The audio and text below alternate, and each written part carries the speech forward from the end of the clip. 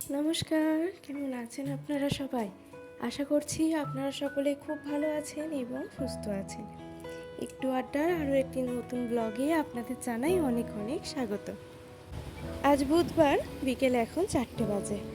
আকাশের দিকে তাকিয়ে দেখুন, আকাশ একদম কালো হয়ে আছে আর আমার হাতে রয়েছে একদম পাকা হলুদ রঙের আম, ল্যাংড়া আম। তো কম্বিনেশনটা কেমন লাগছে বলুন তো? আমার কিন্তু বেশ ভালোই লাগলো, তাই ভাবলাম ছাদে গিয়ে কালো আকাশের নিচে বসে একটু আম খেয়ে নিই। তাই মা আর আমি চলে এসেছিলাম ছাদে। আর ওয়েদারটা তো বেশ ঠান্ডা ঠান্ডাই ছিল, হাওয়াও দিচ্ছিল, তো ভীষণ ভালো লাগছিল। তারপর আমি আর মা গল্প করতে করতে আম খেয়ে নিলাম। মায়ের সাথে এইটুকু সময় কাটাতে পেরে খুব ভালো লাগে। এই সময়টা যেন মনে হয় খুব দামি, খুব প্রেসিয়াস একটা সময়, যে মায়ের সাথে যে সময়টুকু কাটাতে পারি। তারপরেই তো ঝিরঝির করে বৃষ্টি শুরু হয়ে গেল। আর এই ঝিরঝির করে বৃষ্টি শুরু হওয়ার পরেই একদম ঝমঝমিয়ে বৃষ্টি নেমে গিয়েছিল। আর এই দুটো পাখি একটু আশ্রয়ের জন্য চলে এসেছিলো এখানে সেটের নিচে। তো চলুন যাই রাত্রে রান্না বান্নার দিকে। এবার আজকে বানাবো একটু নিরামিষ ছাতুর কচুরি, একদম নিরামিষ। তো ভাবলাম আপনাদের সাথেও শেয়ার করি।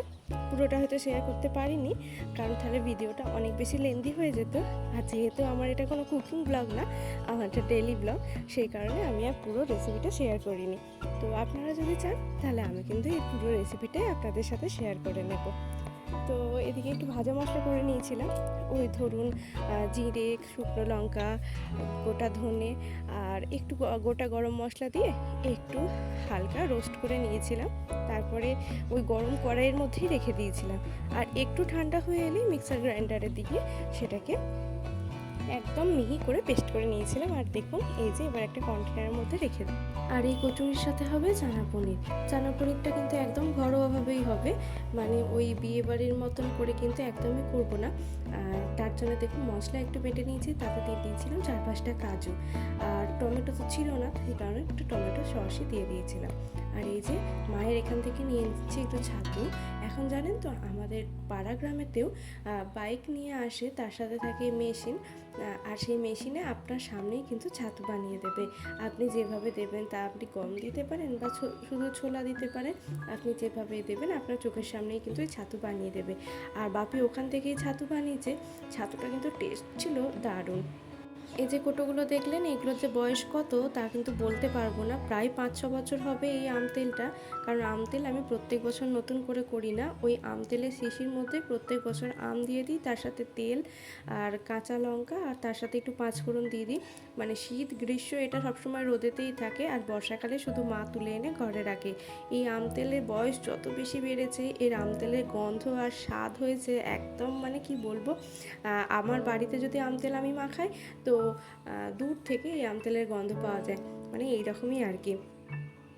আর দিয়ে দিয়েছিলাম একটু লঙ্কার আচার। এই লঙ্কার আচারটা তারকেশ্বরে থেকে আনা হয়েছিল। তারকেশ্বর যখনই যাওয়া হয় তখনই এই বড় লঙ্কার আচারটা এনে রেখে দিই, কারণ এইটা সব কিছুর সাথে খেতে ভীষণ ভালো লাগে। বা মশলা মুড়ি করলে সেখানেও যদি একটু এই আচার দেওয়া যায়, ভীষণ সুন্দর খেতে লাগে। আর এই ছাতু পুরো দিয়ে বলুন কি হিঙে কচুরি বলুন বা যাই করি না কেন, তাতে কিন্তু আমি একটু আচার দিয়ে দিই, বা আলুর পরোটা, এতে কিন্তু টেস্টটা হয় ভীষণ সুন্দর। আর এদিকে তো মা ছানাটা জাগ দিয়েও দিয়েছিল। আর জাগ থেকে তুলে দেখুন ছানাটা খুব হালকা করে ভেজে নিয়েছি, কড়া করে আর ভাজিনি, একটু হালকা করে ভেজেছি। এক পিঠটা একটু কড়া ভেজেছি আর বাকি 3 পিঠ একদম হালকা করে ভাজা আছে। এতে না ছানার গন্ধটা খুব ভালো লাগে আমার। আর ওই যে বললাম একদম ঘরোয়া পদ্ধতিতে হবে। তো দেখুন মশলা টশলা কষিয়ে নিয়ে তরকারিতে এবার কষানো হয়ে গেছে, জল ঢেলে দিয়েছি। আর এটা ফুটে গেলে এবার ছানা দিয়ে দেবো।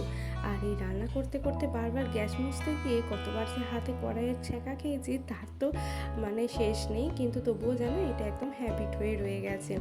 আর এই সস যে কটা বাপি এনেছিল, বাপিকে বলেছিলাম 10 টাকার সস আনতে, মানে এই পাতাগুলো তো 2 টাকা করে নেয়, আর বাপি 10টা সস এনে 10টা এনেছে, যাই ফ্রিজে রেখে দিলাম। আর এই যে আমার রান্না একদম হয়ে গেছে। এরপর আর আমার কোনো দায়িত্ব নেই, এরপর হচ্ছে মায়ের দায়িত্ব। তার মানে এরপরেরটা মাই করে নেবে। এরপর আটা মেখে ময়দা মেখে, আজকে মাকে বলেছিলাম ময়দার সাথে একটু আটাও মিশিয়ে দিতে, কারণ শুধু ময়দাটা খেতে এখন একদমই ভালো লাগছে না। শুধু লুচি টুচি এখন একদমই খেতে পারছি না, খেতে কেমন একটা যেন লাগছে, গা গোলাচ্ছে। সেই কারণে মাকে বলেছিলাম একটু আটাও মিশিয়ে দিও। আর এই দেখুন মা এদিকে গরম গরম একদম ফুলকো ফুলকো ছাতুর কচুরি ভেজে ফেলেছে, আর খেতে হয়েছিল একদম দারুণ। তো চলুন আমরাও খাওয়া দাওয়া করে নিই। আর আজকের ব্লগটা কেমন লাগলো অবশ্যই কিন্তু জানাবেন, ভালো লাগলে অবশ্যই বাড়িতে একবার ট্রাই করে দেখবেন। তো আজকের মতো ব্লগটা এখানেই শেষ করছি। সবাই ভালো থাকবেন, সুস্থ থাকবেন। আজকের মতন টাটা।